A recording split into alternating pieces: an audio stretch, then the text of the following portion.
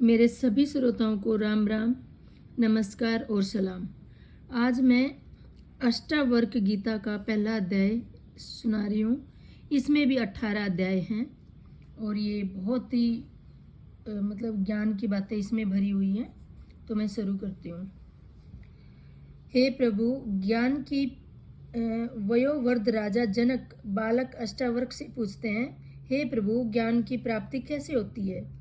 मुक्ति कैसे होती है? वैराग्य कैसे प्राप्त किया जाता है? ये सब मुझे बताइए। तो इसमें अष्टावर्क बोलते हैं। श्री अष्टावर्क उत्तर देते हैं, यदि आप मुक्ति चाहते हो तो अपने मन से विषय वस्तुओं के उपभोग की इच्छा को जहर की तरह त्याग दीजिए। क्षमा, सरलता, दया, संतोष और सत्य का अमृत की तरह सेवन कीजिए। आप न पृथ्वी है, न जल है, न अग्नि है, न वायु अथवा आकाश ही हैं।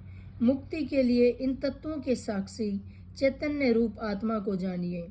यदि आप स्वयं को इस शरीर से अलग करके चेतना में विश्राम करें तो तत्काल ही सुख, शांति और बंधन मुक्त अवस्था को प्राप्त होंगे। आप ब्राह्मण आदि सभी जातियों अथवा ब्रह्मचारी आदि सभी आश्रमों से परे हैं तथा आंखों से दिखाई न पड़ने वाले आप निर्लिप्त, निराकार और इस विश्व के साक्षी हैं। ऐसा जानकर सुखी हो जाएं। धर्म, अधर्म, सुख, दुख मस्तिष्क से जुड़े हैं। सर्वव्यापक आप से नहीं, न आप करने वाले हैं और न भोगने वाले। आप सदा मुक्त ही हैं। आप समस्त विश्व के एकमात्र दृष्टा हैं। सदा मुक्त ही आपका बंधन केवल इतना ही है कि आप दृष्टा किसी और को समझते हैं। अहंकार रूपी महासर्प के प्रभाववश आप मैं करता हूँ ऐसा मान लेते हैं। मैं करता नहीं हूँ, इस विश्वास रूपी अमृत को पीकर सुखी हो जाइए। मैं एक विशुद्ध ज्ञान हूँ। इस निश्चय रूपी अग्नि से गहन अज्ञान वन को जला दे। इस प्रकार शोक रहित होकर सुखी हो जाएं। जहाँ ये विश्व रस्सी में सर्प की तरह अवास्तविक लगे, उस आनंद, परम आनंद की अनुभूति करके सुख से रहिए। स्वयं को मुक्त मानने वाला मुक्त ही है और बुद्ध मानने वाला बंधा हुआ ही है।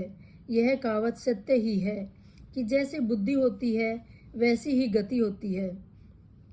आत्मा साक्षी, सर्वव्यापी, पूर्ण, एक मुक्त, चेतन, अक्रिय, असंग, इच्छा रहित एवं शांत है। भ्रमवश ही ये सांसारिक प्रतीत होती है।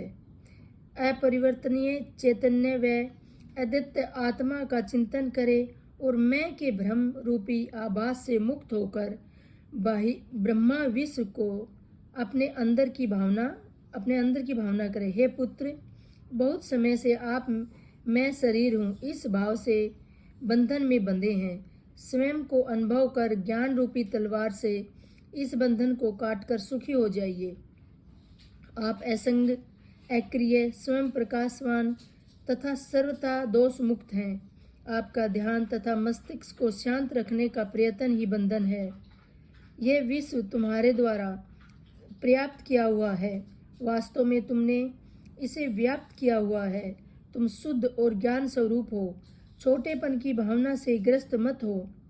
आप इच्छा रहित, विकार रहित, धन, ठोस, शीतलता के धाम, अगाध, बुद्धिमान, शांत होकर केवल चैतन्य की इच्छा वाले हो जाइए। आकार में असत्य जानकर निराकार को ही चिरस्थायी मानिए। इस तत्व को समझ लेने के बाद पुण्य जन्म लेना संभव नहीं है।